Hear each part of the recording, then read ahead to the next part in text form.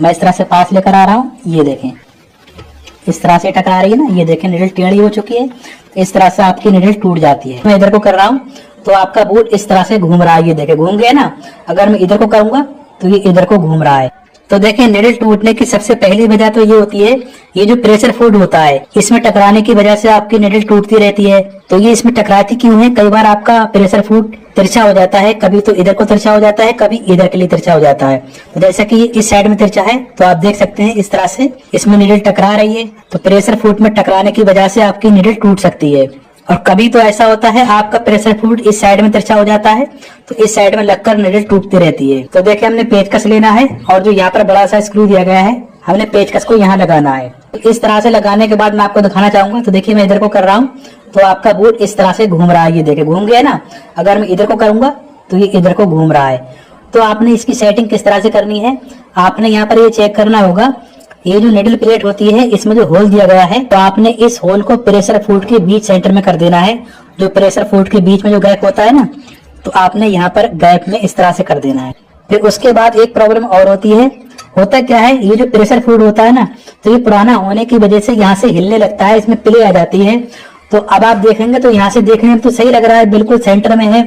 पर जब आप कपड़ा स्टिच करते हैं, जब मोटा कपड़ा आता है तो आपका प्रेशर फूड इस तरह से तिरछा हो जाता है चलते टाइम, यानी कि यहाँ से हिलता है तो हिलने की वजह से, तिरछा होने की वजह से आपकी निडल प्रेशर फूड के ऊपर आएगी।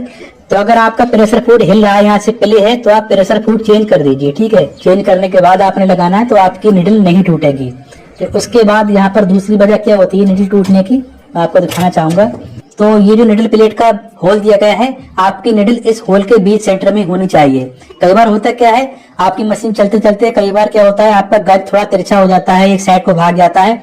तो ये जो निडल होती है ना यहाँ पर इस तरह से टकराने लगती है, जैसा कि मैं आपको दिखाना चाहूंगा। मैंने अपने हाथ से तिरछा कर रखा है, ये देखें इस तरह से टकरा रही है ना। तो यहाँ से इस तरह से होने से आपकी निडल टूटने लगती है और कई बार ये इस साइड में तिरछी हो जाती है, जैसा कि मैं आपको दिखाना चाहूंगा, ये देखें। तो कई बार आपकी निडल इस तरह से टूटती है, आपका गज एक साइड में हो जाता है तो निडल प्लेट पर लगकर आपकी निडल टूटती है। तो अगर आपकी निडल तिरछी है तो आपने क्या करना होगा, तो जैसे कि मान लीजिए आपकी निडल इस साइड में तिरछी है इधर के लिए, फिर आपने हथौड़ी लेनी है और आपने इधर को मारना है। अगर निडल इधर को भागी हुई है तो आपने इधर से हथौड़ी मारनी है इस तरह से। बस आपने ये चेक कर लेना है कि आपकी निडल होल के बीच सेंटर में आ जानी चाहिए इस तरह से। और अगर आपकी निडल इस साइड में भागी हुई तिरछी इधर के लिए है तो आपने इधर से हथौड़ी मारनी है, इधर से इस तरह से, ठीक है। तो आप जैसे कि मान लीजिए आपकी निडल प्रेशर फूड पर लगकर भी नहीं टूट रही है और जो ये जो निडल प्लेट होती है इस पर लगकर भी आपकी सुई नहीं टूट रही है, और फिर भी अगर आपकी सुई टूट रही है तो क्या वजह हो सकती है, तो ये बहुत बड़ी प्रॉब्लम होती है। तो उसको सॉल्व कैसे करना है, हमने ये वाले पेज खोल देने हैं इस तरह से, फिर हमने प्रेशर फूड भी खोल देना है, फिर हमने ये वाले स्क्रू खोलकर मशीन के तीर भी निकाल देने हैं ताकि आपको वीडियो में सही से समझ आए।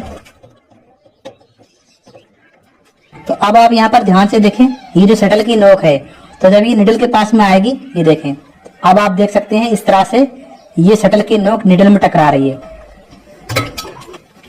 इस तरह से टकरा रही है ना, ये देखें निडल टेढ़ी हो चुकी है। तो इस तरह से आपकी निडल टूट जाती है। शटल के ये जो 3 स्क्रू होते हैं, हमने स्क्रू को लूज करना। तो ये स्क्रू लूज करने के बाद हमारा शटल फ्री हो चुका है।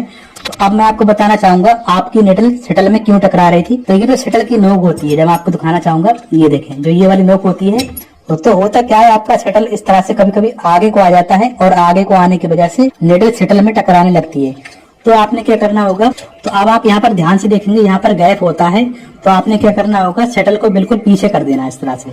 तो पीछे करने के बाद अगर आपके शटल की नोक नहीं टकरा रही है तो ठीक है, अगर फिर भी टकरा रही है तो आपने क्या करना होगा, फिर आपने सुम्बी लेनी है और यहाँ पर लगानी है इस तरह से, और आपने इस सुम्बी के ऊपर हथौड़ी मारनी है, ज्यादा जोर से नहीं मारना है। ये देखें इस तरह से धीरे धीरे मारेंगे तो इससे क्या होगा, आपका शटल पीछे को हो जाएगा, ठीक है।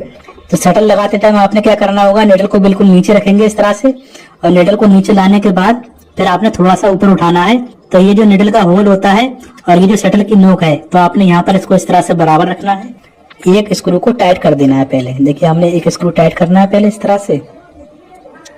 तो अब ये देखें शटल की नोक निडल में नहीं टकरा रही है, देखें। अब देखिए मैं लगातार घुमा रहा हूँ इस तरह से, तो अभी कुछ देर पहले ये टकरा रही थी, अब ये बिल्कुल भी नहीं टकरा रही है। तो इसी तरह से हमने इसके तीनों स्क्रू टाइट कर देने हैं। और कई बार क्या होता है, आप जो कपड़ा स्टिच कर रहे होते हैं उस कपड़े के हिसाब से आपकी निडल मैच नहीं कर रही होती है, तो उसकी वजह से भी आपकी सुई टूटती है। तो फॉर एग्जांपल जैसे कि अगर आप मोटा कपड़ा स्टिच कर रहे हैं, जैसे कि पैंट शर्ट का कपड़ा है या कपड़े में पेस्टिंग बुकरम लगा है, जैसे कि आप जेंट्स टेलरिंग करते हैं, तो आपने क्या करना होगा, आपने 18 नंबर की निडल यूज करनी है, ठीक है। अगर आप लेडीज टेलरिंग करते हैं, जैसे कि आप कॉटन के कपड़े सिलते हैं, ब्लाउज कुर्ती वगैरह सिलते हैं, तो आपने 16 नंबर की निडल यूज करनी है। तो ये सेटिंग करने के बाद जब आप मशीन चलाएंगे तो आपकी मशीन बिल्कुल सही चलेगी और आपकी निडल भी नहीं टूटेगी।